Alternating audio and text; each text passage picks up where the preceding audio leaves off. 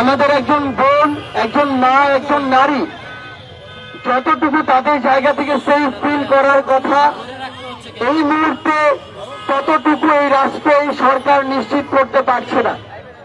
আমরা আমাদের এই অভ্যুত্থানে দেখেছি প্রত্যেকটি মিছিলের সামনের সারিতে আমাদের বোনেরা ছিল, আমাদের মায়েরা ছিল।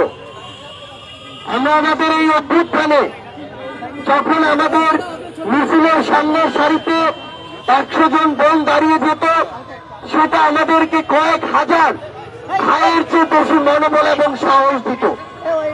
এবং এই 100 জন নারী তখন ওই খুনি হাসিনার যে রেজিম, সেই রেজিমের স্তম্ভগুলোতে কিন্তু কাঁপন ধরাত।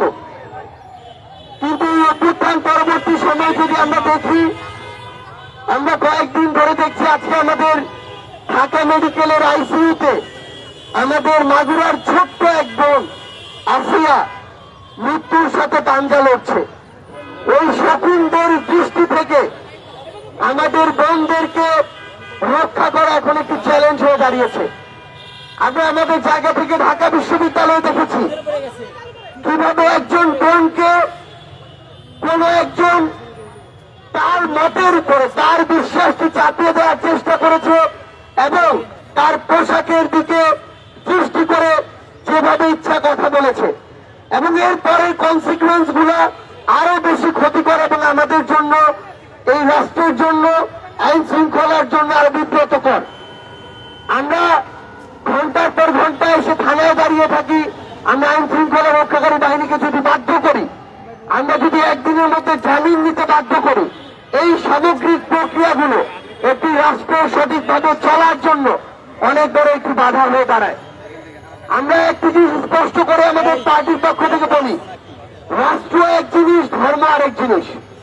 রাষ্ট্রকে সকল ধর্মকে ধারণ করতে হয়, সকল চিন্তাধারার মানুষকে ধারণ করতে হয়।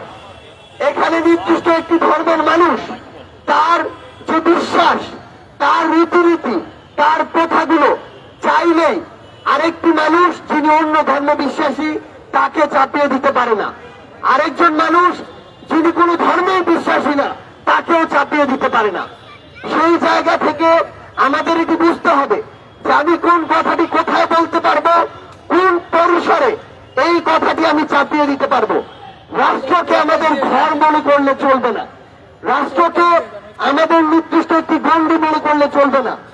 আমরা আমাদের জায়গা থেকে, আমাদের পার্টির পক্ষ থেকে স্পষ্ট করে একটি অবস্থান জানাই, শুধুমাত্র এই সামাজিক জনপরিসরে নয়, বরং আমরা সোশ্যাল মিডিয়ায় দেখছি আমাদের রাজপথে আমাদের বোনেরা যখন সামনের সারিতে দাঁড়িয়ে থেকে লড়াই করেছে, তখন তাদেরকে কেউ ওইভাবে কথা বলতে পারেনি। তখন বরং বিভিন্ন জায়গা থেকে আমরা সমর্থন দেখেছি।